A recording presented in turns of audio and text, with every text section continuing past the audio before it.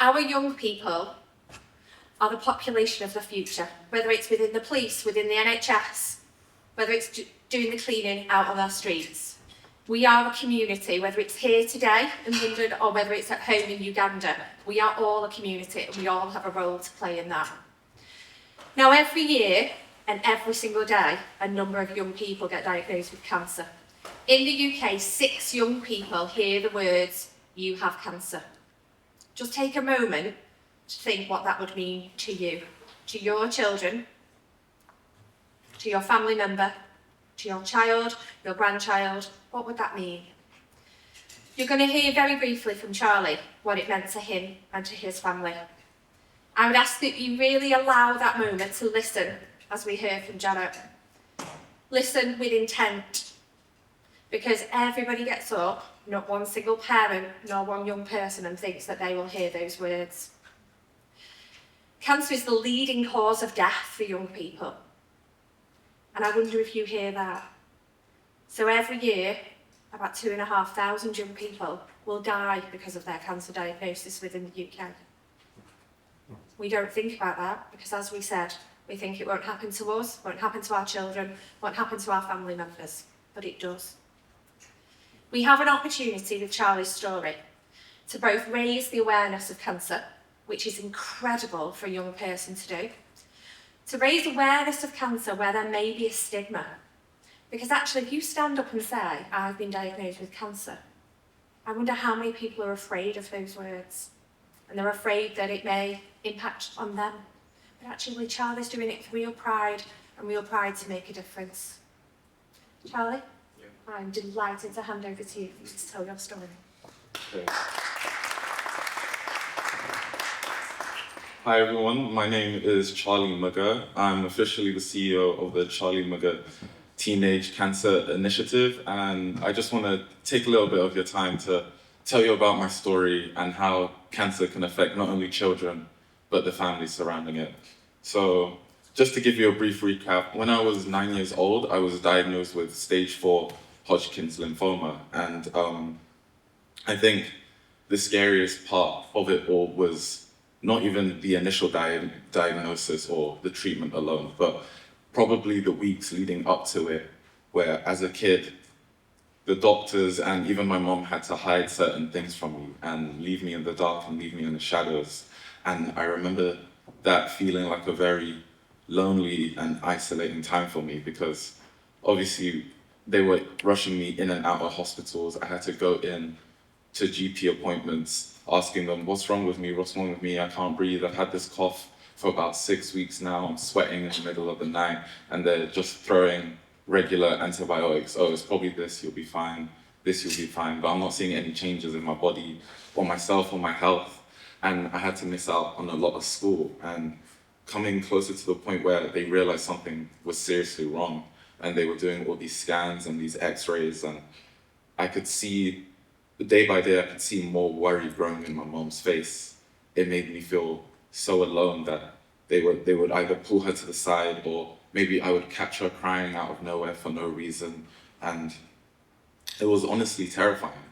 And looking back at it, I think as a child, you don't really understand those words that you have cancer, you've been diagnosed with cancer, and you're gonna get chemotherapy. But as I was growing up, reaching ages of like 15, 16, I would reflect on those moments where maybe I had to spend 8 hours in hospital on my birthday or Christmas, or even when my mom's going to uni and my dad's finishing work, I have to spend 2 hours on the ward by myself, just taking treatment. And it really has a long-lasting effect on your mental health. Like, something I've always said, that your battle with cancer doesn't just end after you've been cured. It lasts a really, really long time. And even to this day, I find myself talking about it or thinking about it. Like, if I meet someone new, it's not always the first thing that I mention, because it's not a topic that I enjoy talking about, but it's also something that will come up eventually. And it's like,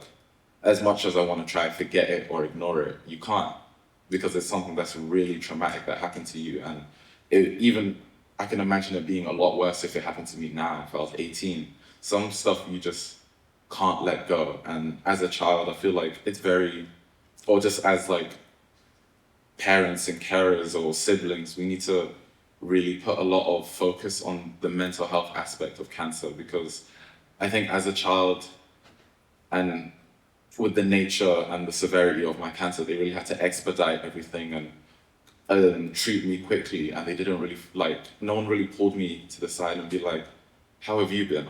Like, how are you feeling? Like, we understand that all these conversations have been happening with your mom, but how do you feel? How do you feel that you're going to miss out on school, or that you're going to lose your hair, or your nails are going to go black? And all of these things that we don't even talk about during the treatment, no one really talks about them after. And it's like the only time I really had the opportunity was, like, if you don't know, after you finish chemo, your doctor will give you a checkup appointment, and the frequency of those will reduce as time goes on. Like for me now, it's been 10 years. So I think I get an appointment every 2 years now. And they will just ask you a question like, oh, is it affecting your mental health? And between the ages of 11 to 16, I barely even knew what that was. So I just said like, nah, it's fine, this and that. And for someone that might be going through it worse than me, they might not want to speak up about it because they're scared or they don't know what will happen. And I just think as a community, like, that's the biggest issue with cancer in children, and we really need to focus on it.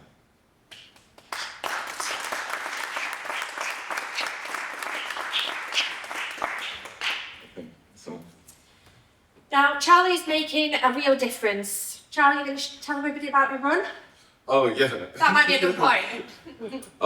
Yeah, so because of this, and I've had talks about it with my mom, she came up to me one day and said, you're probably not the only one going through these feelings about your mental health and these side effects about cancer. Why don't we build something? Why don't we start a community or an initiative where we can unite more children like you with like more teenagers or Ugandans or just British teens who have had cancer and feel the same way, and let's find a way to raise more awareness, because it's such a silent issue and it's been silent for a long time. So let's do something about it. So we've decided for the last couple of years we've been doing a run, and our run is this Sunday, August 2nd, and it's basically just an event where there'll be lots of food, a lot of people. There'll be lots of food events. We're doing I think it's 10 laps around the track, and it's just a fun time for you to bring your friends, tell a friend, bring your kids, anyone you want, and just come down and have a good time. Where do they need to go? Very good question. See the poster. Yeah. Where's the address? What's the address? Where do they need to go? For the run. You're going to put it up. Excellent. Go on. It's going to go up. So in partnership, essentially, Charlie is making a huge difference. He's making a difference by bringing teenage and young adults and childhood cancers to the forefront for people in our communities, collectively our communities. We're going to fly out to Uganda in November to raise the awareness even more. I'm delighted to share that Teenage Cancer Trust will also be offering 2 places for nurses from Uganda to come and work with us here in the UK in our global conference next year. So it's a great opportunity to work together. We want to really bring cancer in young people and children to the forefront. There is only a stigma if we allow it. Charlie, well done. Thank you. Thank you.